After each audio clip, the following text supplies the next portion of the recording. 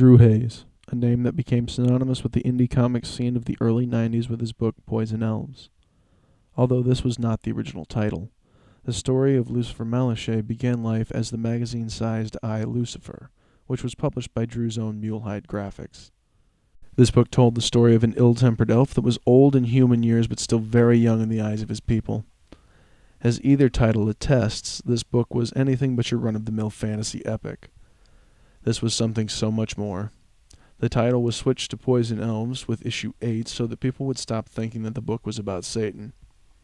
Why, you may ask, would somebody give the main character of their book the same name as the devil and then use it in the title of the book? Well, that's just the way Drew was. He was fearless in his creative endeavors and liked to push the buttons of overreactive people. No matter the title or who published it, the world created within its pages was one so vibrant, real, and full of life that as a reader you could not help but be drawn into it.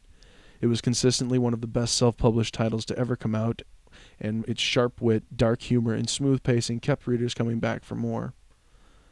So there was no small amount of backlash from the indie comics community when, in 1995, Drew signed with one-year-old publisher Sirius Entertainment. "Sell out!" was the battle cry from the embittered independents when news of the deal surfaced. Questions of, "How could you just give up like that?" were also leveled at Drew. It didn't faze him in the least. He had to do what was best for him and what was best for the book, and this was it. This deal would allow Drew to focus on what he loved the most, his story, the characters, and the artwork. No longer would he have to worry about pitching the book to retailers, lying awake at night wondering if he would sell enough to warrant doing the next issue. Now all he had to do was create, and create he did. With the move to Sirius, Drew restarted Poison Elves with a new #1 and a painted cover by Joseph Michael Linsner, creator of Dawn and fellow Sirius alum. With this fresh start, Drew blazed forward with the story that he had wanted to tell from the very beginning. An epic tale of rival assassin guilds, living outside the law, and a major love interest for the misanthropic main character. While the Sanctuary story arc carried over the history and events of the Mulehide Graphics run, it did not make the reader feel as if they had just jumped headfirst into an already running story. It was the perfect jumping-on point for new readers and a great continuation for those already familiar. This 39-issue tale is considered to be some of the best of the series by most. However, those who truly know the series understand that Sanctuary is just a small part of an even more epic and fantastic tale. After Sanctuary wrapped, Drew let loose and Jace wander around the lush and nicely populated world that he had created with Amrlin. But these were not just throwaway issues. No, Drew was constructing the groundwork and introducing supporting characters that would play critical roles in the Dark War story to come. Drew had been dropping hints of this eventuality for the denizens of Amrlin as early as issue 18 of the Mulehide run. Desert of the Third Sin Part 6, Cohesions to be specific. Drew also produced a few pinups of what Luce would look like after the events of the war took their toll. Unfortunately, Drew never got to finish this story.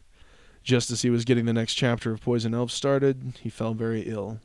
He began to battle with a sleep apnea and was in and out of the hospital for 2 years. During this time, Poison Elves was not coming out, so Sirius began to produce miniseries spin-offs of certain supporting characters from the book. All of these were condoned by Drew, of course, and were happily received. Unfortunately, sales and interest began to flag due to the absence of both Drew and the main Poison Elf storyline. But then there was a shining ray of hope. Drew had finished a brand new Hyena pinup to be used as the cover for the collected edition of the Hyena Mini, and shirts were produced proclaiming that the reports of Drew's demise were greatly exaggerated. Fans rejoiced at the sound of things getting back on track. In 2006, Drew began talking to Rob Horan through letters, letting the publisher know that he was feeling much better and was amped about the new issue. "I'd be a liar if I said the prospect of going back to the public eye work-wise didn't make me nervous, but I'm ready to.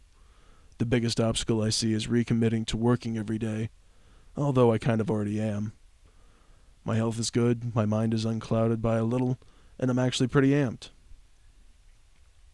He had even started toying with a new concept, some kind of space adventure that encompassed all of the things that Drew was into at the time. He even went so far as to make detailed notes on characters, story, and blueprints for ships. The initial image for this as yet unnamed project was of an alien female by the name of Delia. Yes, it seemed that Drew was climbing back into the saddle in a big way, and everyone was ready for his triumphant return. Which is why it shocked and stunned the entire comics community to learn that Drew had passed away during the night of March 21st, 2007. Drew was wrestling with a bout of pneumonia when he suffered a heart attack in his sleep.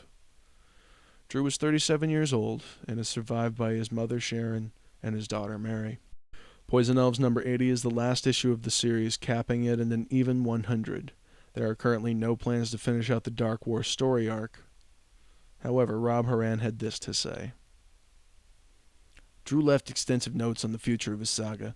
These concepts will not be exploited until Drew's family and I are perfectly satisfied that the potential creative team is both talented and committed enough to do the work justice. This could take years, folks. It may never happen. I can't make any promises, and I'm not desperate.